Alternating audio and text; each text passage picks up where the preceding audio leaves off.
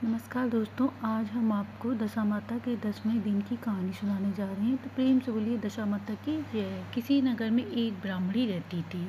उसको दशामाता की बहुत परम भक्त थी। उसका प्रतिदिन का नियम था कि जो कोई भी उसके दरवाजे पर आता, कुछ भी मांगता तो वह उसे जरूर देती। वह किसी को भी अपने घर से खाली हाथ नहीं जाने देती। जो भी कोई अन्न मांगता तो उसे अन्न देती। ब्राह्मणी के आंगन में एक पीपल का पेड़ था जिसकी वह प्रतिदिन पूजा करती थी। उस समय सतयुग चल रहा था। दशामाता ने सोचा, देखूं तो ये कितनी सत पर चलती है। तो दशामाता एक हंस का रूप धरकर उसके घर पर आ गई और आंगन में लंबी लंबी गर्दन करके घूमने लगी। ब्राह्मणी ने गेहूं के दाने डाले, वो हंस ने नहीं खाए। मक्के के दाने डाले, वो भी नहीं खाए। ब्राह्मणी ने ज्वार के दाने डाले, वो भी नहीं खाए। उस समय सतयुग चल रहा था। तो हंस ने बोलकर कहा कि हंस चुगे तो मोती चुगे, वरना भूखा ही रहे। तब तो फिर ब्राह्मणी ने घर में जो पैसे थे वो देकर दुकानदार से मोती लाई और हंस को चुगने को चुगाया, और हंस तो मोती चुग कर चला गया। दूसरे दिन जब हंस आकर बोले कि हंस चुगे तो मोती चुगे, वरना भूखे रहे, तो फिर ब्राह्मणी अपने जेवर बेचकर दुकान से मोती खरीद कर लाई और हंस को चुगाए। हंस तो मोती चुग कर फिर चला गया। तीसरा दिन आया।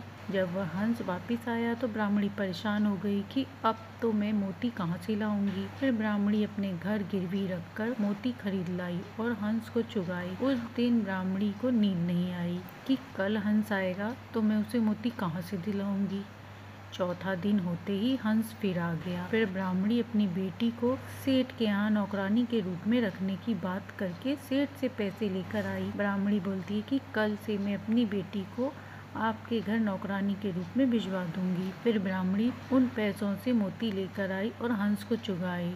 रात में ब्राह्मणी सोचने लगी, कैसे मैं अपनी बेटी को नौकरानी के रूप में सेठ के यहाँ भेज दूं। लोग क्या सोचेंगे कि हमने अपनी बेटी को नौकरानी बना दिया। तो ब्राह्मणी बोलती है कि अपन सवेरा होने से पहले ही यहाँ से चले जाते हैं। अपनी बेटी को नौकरानी नहीं बनना पड़ेगा। वो लोग अंधेरे होते ही निकल गए। उस समय पीपल परमेश्वर तो झड़ने लगे और नीचे गिरे हुए सारे पत्ते तो बेशकीमती बन गए। तब ब्राह्मण ने कहा कि मेरे पैरों में कुछ चुभ रहा है, जरा दीपक तो दिखा लाना, देखें क्या चुभ रहा है। फिर तो वो क्या देखते हैं कि आंगन में मोती ही मोती बिखरे हैं। ब्राह्मणी ने सारे मोती समेट कर अपने पास रख लिए और बोली कि बस सुबह होते ही थोड़े मोती देकर सेठ जी के पैसे चुका देती हूँ। वो सेठ जी को बोलती है कि आपका ब्याज समेत सब उधार चुका दिया है। दशामाता जी की कृपा से ब्राह्मणी का सब दारिद्र्य दूर हो गया और उसके सब आनंद हो गया। सेठ की लड़की ने उन बेशकीमती मोतियों की माला बनाकर पहन ली। सेठ की लड़की के राजा की लड़की से दोस्ती थी। ऐसे बेशकीमती मोती तेरे पास कैसे आए? सेठ की लड़की बोलती है कि मुझे नहीं पता, ये तो मेरे पिताजी लाए। राजा ने सेठ जी को अपने महल में बुलवाया और राजा ने उससे पूछा कि तुम ऐसे मोती कहाँ से लाए? वह बोले कि मेरे पास एक ब्राह्मणी आई थी। 3 दिन तक तो वह उधार पे मेरे से मोती ले गई और चौथे दिन वापिस मुझे ऐसे बेशकीमती मोती देकर गई। तब उस ब्राह्मणी को बुलाया गया और उससे पूछा कि ऐसे कीमती मोती तू कहाँ से लाई? ब्राह्मणी ने हंस वाली सारी बात बताई और बोली कि मेरे ऊपर तो पीपल परमेश्वर की कृपा हुई है। राजा अपने सैनिकों को बोलता है कि इसके घर से पीपल का पेड़ लेकर आओ। ऐसा पेड़ तो राजमहल में होना चाहिए।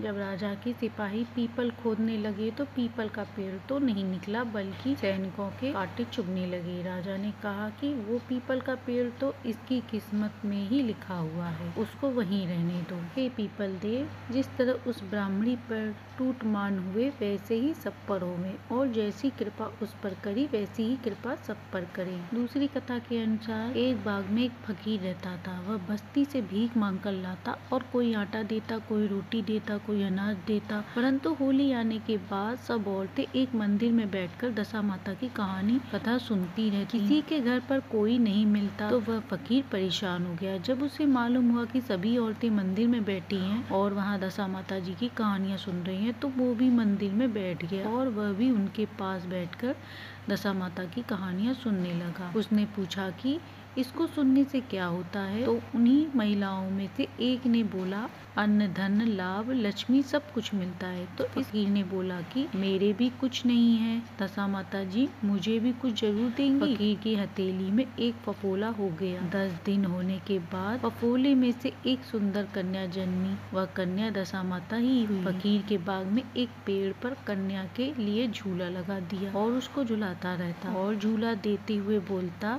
कि झूलो मारी नानी बाई, झूलो मारी फूला बाई, तेरी शादी तो मैं राजा के घर पर कराऊंगा। क्योंकि वह कन्या दशा माता थी तो वह जल्दी जल्दी बड़ी होने लगी और वह बहुत खूबसूरत थी। कन्या के बड़े होने के पश्चात बाग में एक राजा घूमने आए। राजा ने कन्या को देखा और मन में सोचा कि ये कितनी सुंदर कन्या है, इससे तो मेरा विवाह होना चाहिए। राजा ने जब पता लगवाया कि यह कन्या किसकी है तो उसे पता चला कि ये फकीर की कन्या है। राजा ने फकीर को बोला कि तुम्हारी कन्या से शादी करना चाहता हूँ। इस पर फकीर ने कहा कि आप तो राजा हैं, मैं गरीब हूँ, मैं गरीब फकीर कैसे आपसे मेरी कन्या की शादी करा दूँ, मैं आपसे शादी नहीं करा सकता अपनी कन्या की। राजा नहीं मानता है, वो कहता है कि मुझे तो तुम्हारी कन्या से ही शादी करनी है। फकीर अपनी कन्या की राजा से शादी करने को तैयार हो जाता है और राजा ने उस फकीर की लड़की से शादी कर ली। राजा की रानियां तो पहले से थी पर कुंवर किसी भी रानी के नहीं था। नई रानी ज्यादा सुंदर थी तो राजा उससे ज्यादा खुश रहती थी और उसको दूसरी रानियों से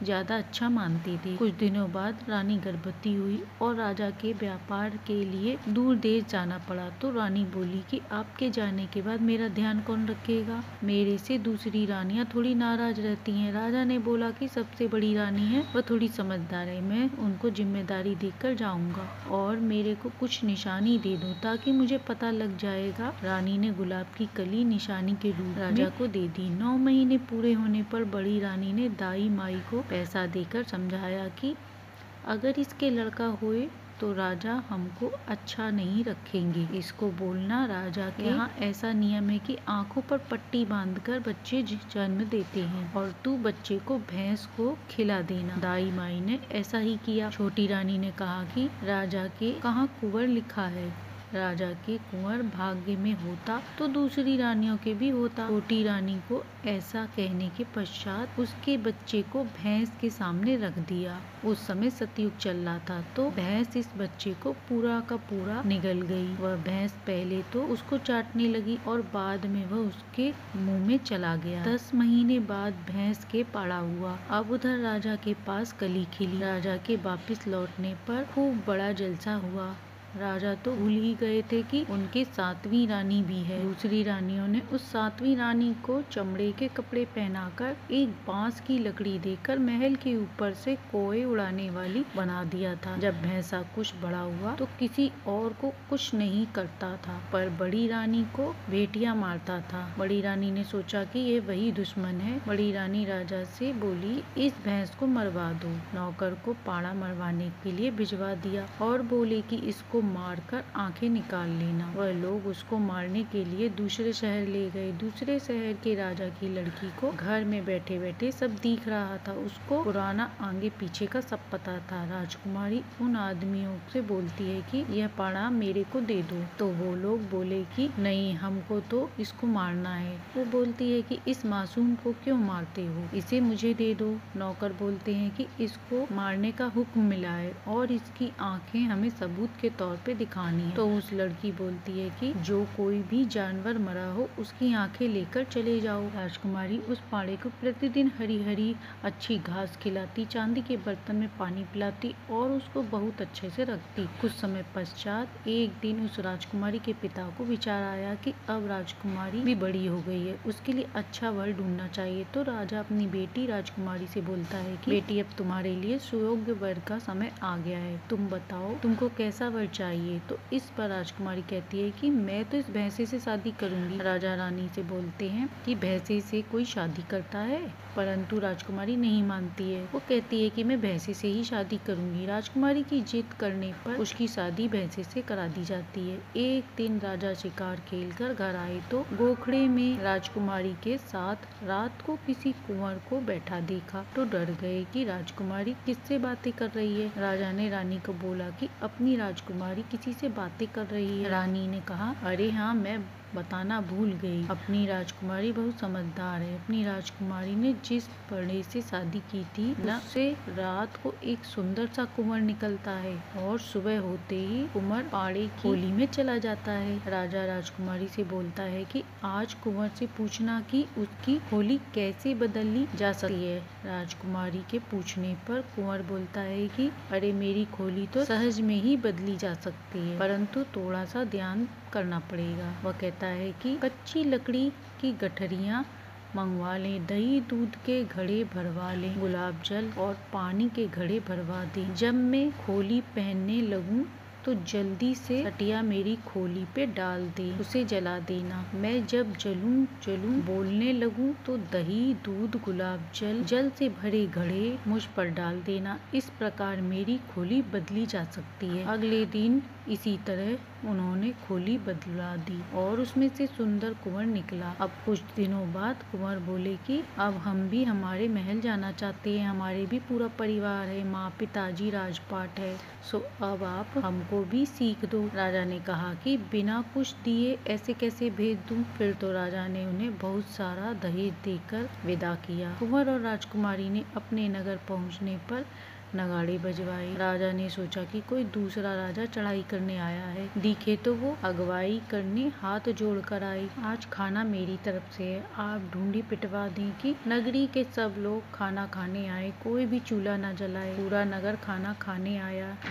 कुंवर कहता है कि महल में कोई बचा तो नहीं। रानी बोलती है कि और तो कोई नहीं है, एक काग उड़ावन है, उसके तो किसी के साथ भी परोसा भेज देना। तो इस पर वह कुंवर बोलता है कि नहीं, और जिस हालत में है उसको लाना पड़ेगा, तभी मेरी प्रसादी पूरी होगी। फिर राजा की सातवीं रानी, जिसको बड़ी रानी ने काग उड़ावन बना दिया था, उसको लेकर आए। कुंवर ने राजकुमारी को इशारा किया कि यह मेरी असली माँ है। रानी कुंवर और राजा के नजर मिलते ही रानी की चोली चीरा कर दूध कुंवर के मुंह में गिरा। 9 महीने तो माँ के पेट में रहा, 10 महीने भैंस के पेट में रहा, पर माँ का दूध आज जाकर मिला। कि क्या रचना हो रही है। इस घटना के बारे में जब मोटी माँ भी पता चल गया, वह सोचने लगी कि हो ना हो यह कुंवर वही दुश्मन दिखता है। फिर कुंवर ने राजा को सारी बात बताई कि याद करो, आपने फकीर की लड़की से शादी करी थी, फिर आप व्यापार के लिए परदेश गए थे। उस समय आपकी सातवीं रानी गर्भवती थी। उसने आपसे कहा था कि वो अकेली कैसे रहेगी, तो आपने कहा कि कुछ निशानी दे दो। फिर रानी ने आपको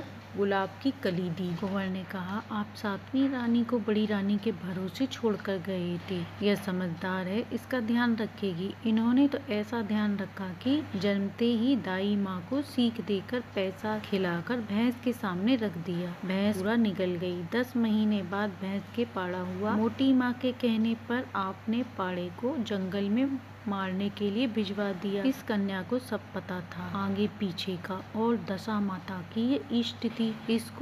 इसने मेरी जान बचाई। फिर तो राजा को सारी बात याद आ गई। कुंवर को राजगद्दी पर बिठाया, पूरा नगर खुश हो गया।